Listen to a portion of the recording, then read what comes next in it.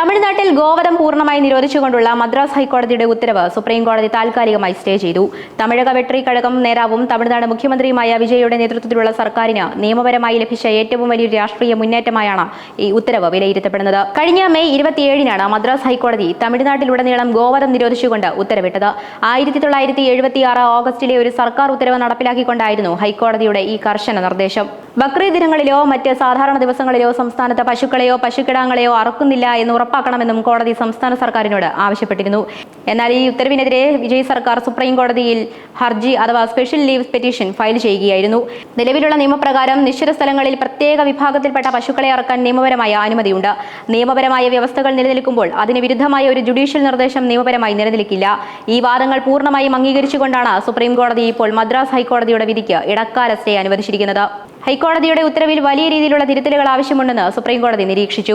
നേരത്തെ മദ്രാസ് ഹൈക്കോടതിയിലെ ജസ്റ്റിസുമാരായ GR സ്വാമിനാഥൻ, V ലക്ഷ്മിനാരായണൻ എന്നിവരടങ്ങിയ ഡിവിഷൻ ബെഞ്ചാണ് ഗോവധ നിരോധന ഉത്തരവ് പുറപ്പെടുവിച്ചത്. പാലുൽപാദനത്തിന്റെയും ഗ്രാമീണ സമ്പദ്വ്യവസ്ഥയുടെയും പുരോഗതി മുൻനിർത്തിയായിരുന്നു ആ വിധി.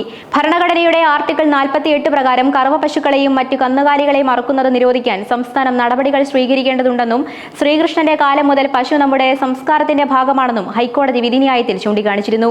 എന്നാൽ ഭരണഘടനാപരമായ വ്യവസ്ഥകളെയും സംസ്ഥാനത്തിന്റെ അധികാരങ്ങളെയും മുൻനിർത്തി വിജയ് സർക്കാർ നടത്തിയ ശക്തമായ വാദമുഖങ്ങളാണ് സുപ്രീം കോടതിയിൽ വിജയം കണ്ടിരിക്കുന്നത്. ഈ സ്റ്റേ ഉത്തരവോടെ തമിഴ്നാട്ടിൽ ഗോവധ നിരോധനവുമായി ബന്ധപ്പെട്ട് നിലനിന്നിരുന്ന വലിയൊരു പ്രതിസന്ധിക്കാണ് താൽക്കാലികമായി അയവ് വന്നിരിക്കുന്നത്.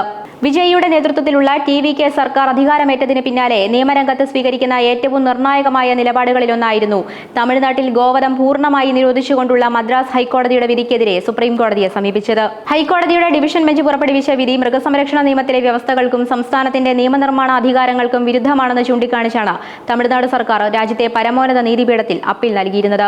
തമിഴ്നാട്ടിൽ ഒരു ദിവസവും ഒരിടത്തും ഗോവധം അനുവദിക്കാൻ പാടില്ല എന്നതായിരുന്നു ഹൈക്കോടതിയുടെ വിധി. പാലുൽപാദനം വർദ്ധിപ്പിക്കുന്നതിനും ഗ്രാമീണ സമ്പദ്വ്യവസ്ഥയെ ശക്തിപ്പെടുത്തുന്നതിനും ഗോവധം പൂർണ്ണമായി നിരോധിക്കേണ്ടത് അനിവാര്യമാണെന്നായിരുന്നു അന്ന് ഹൈക്കോടതി ഡിവിഷൻ ബെഞ്ച് കണ്ടെത്തിയത്.